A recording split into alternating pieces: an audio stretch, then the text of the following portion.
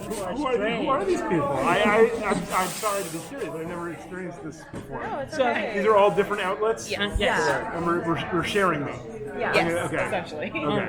Well, actually, they're all part of my outlet. I have a huge budget, Oh, okay. Right. huge reach. I feel like I'm in one of those like 3D imaging movies. Oh, yeah, like the you're things gonna that you're gonna make a hologram out of me. Exactly. So let's start by saying you telling us who you are. Sure. And what role you have in. I'm Raphael Bob-Waksberg. I created the show BoJack Horseman. I'm here to talk about a new show that I co-created with Kate Purdy called Undone, coming to Amazon Prime very soon. You created BoJack Horseman and you've never been to Comic-Con? I've never been to Comic-Con. They've never sent me. Wow. So I know that rotoscoping was used during this.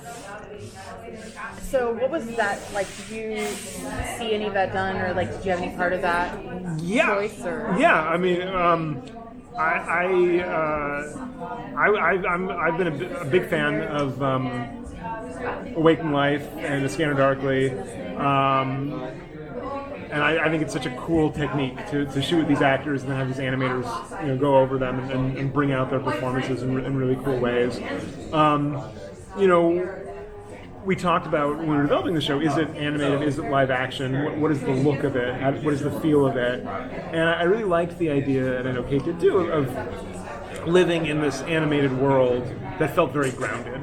And that we didn't want this to feel like a superhero show or like an extraordinary show. We wanted the show to be something that took place in the real world, and then suddenly strange things started happening. And so I think the rotoscopy technique really helps with that feeling, because you feel while you're watching like, oh yeah, these are real people compared to other cartoons.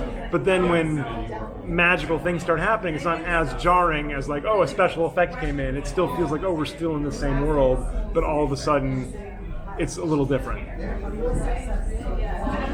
And then, so how would you best describe the show? Like, what Sure. is it about?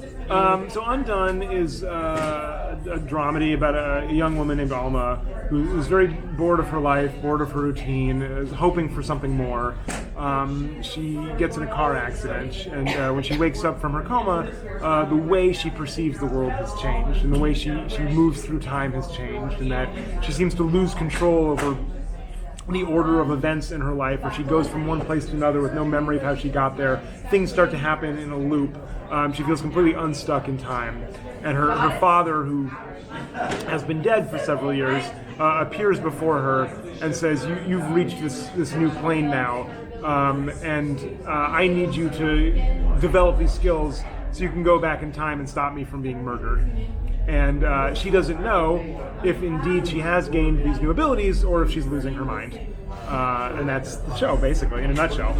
What is it you want the audience to take away from such a premise? I don't necessarily want the audience to take away one thing or another. I am excited for the audience to take away what they will. I think it's a show that is open to many interpretations, and I think it's a show that will meet people where they are. I hope people come to it with their own lived experience and their own expectations, and then I hope that it speaks to them or reverberates with them in whatever ways it does.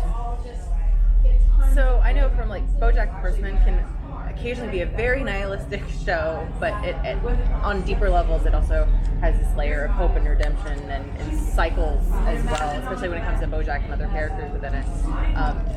And the way you're talking about this show with the way that things are going in loops, and it sounds like she's stuck. Do you think that there are parallels kind of within this, or do you feel like this is a completely different? Oh no, I think very much. If you are a fan of BoJack, you will find things to be a fan of with this show. It is very different, but I think they share a sensibility and an interest in human behavior. Although BoJack is not all about humans, but I do believe it's about human behavior. And I think the way that we relate to each other and the way we relate to ourselves is something that I'm really interested in exploring, and we do it a lot on this show. And then it sounds like this show is radically different than BoJack. What was it about it that appealed to you after coming off of that project? I've done BoJack, and I'm still doing BoJack, and so it's nice to do other things. I was really interested in working with Kate Purdy and helping her develop the show that she wanted to develop. And I like the idea that this would be different, that it wouldn't just feel like more of the same thing you're used to. I think there's a wide world of possibilities in adult animation that have not necessarily been explored as much as they could have. I think that there are very few shows about women in the world of adult animation or interested in the interiority of women. I think there are very few adult animated dramedies. I can't really think of any. And so, I like the idea of let's explore more of this world. Let's find other kinds of stories we can tell with these formats. How do you explain the success Netflix is having with animation? It started with BoJack, Jazz, but now there's Ultraman and She-Ra and Sure. Robots in Love and all this Love and Robots and all this stuff. What is the appeal? Well, like I said, I think there is a lot of stories to be told in the world of adult animation. I think for a long time, only a small subset of those stories have been told. And I think if you look at the last 20, 30 years, with a few exceptions, I don't want to claim it's all been the same, but I think obviously the largest success has been The Simpsons, and there are a lot of shows like The Simpsons that are about middle-aged men with their families that are somewhat raunchy, or there are shows about men without families that are somewhat raunchy, or about children that are somewhat raunchy. And there's, I think within that you can find a large diversity of stories, but there's so many other kinds of stories to tell. And I think only in the last 5 years are people being allowed to tell those kinds of stories, and that's really exciting. Thank you. Thank you so much. Thank you.